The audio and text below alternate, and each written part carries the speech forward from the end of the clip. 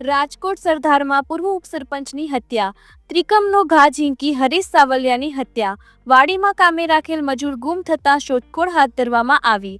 Aji dam પોલીસનો કાફલો ઘટના સ્થળે દોડી ગયો, જરૂરી પંચનામા અને ફરિયાદ નોંધવા સહિતની કામગીરી શરૂ। શું નામ છે તમારું? ચંદુભાઈ। ચંદુભાઈ, તમારા ભાઈ મૃતદેહ હાલતમાં લાશ મૃતદેહ મળ્યો છે, શું આખી હકીકત છે ને શું સામે આવ્યું છે? હવે વાડીએ ઉતા હતા, મારા મોટા ભાઈ છે, કોઈ અજાણા શખ્સો હત્યા કરીને વયા ગયા છે અને એની તપાસની માગ છે અને ફોરેન્સિક રિપોર્ટ કરે એના હત્યારા પકડાય। અજાણ્યા શખ્સો છે।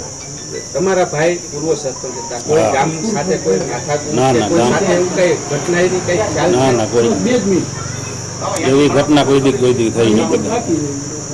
તમને ક્યારે ખબર પડી કે આવી ઘટના? સવારે હું તો ઘેરે હતો તો બાજુમાં લાલભાઈ રહ્યા ને એ ટ્રેક્ટરની રાપ જોડાવા ગયા એટલે એને મને ફોન કર્યો, તમે ક્યાં ગાયે ગા અહીંયા વાડીએ આવો કે હરેશભાઈને માથાકૂટ થઈ। હું ગયો, ત્યાં મૃત હાલતમાં પડ્યા હતા।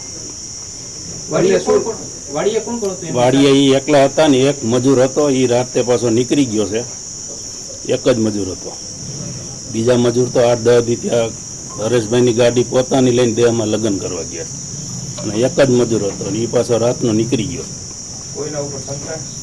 હવે એ તો એને પકડાય, એનું લોકેશન અમદાવાદનું બતાવે છે, દીધા હતા નંબર, તો એ સાચી હકીકત ખબર પડે। તમારી શું માંગ છે પોલીસ પાસે? પોલીસ આગળ અમને હત્યારા પકડાય છે ઝડપથી અને ફોરેન્સિક રિપોર્ટ કરે, જેમ બને એમ તાત્કાલિક। હા।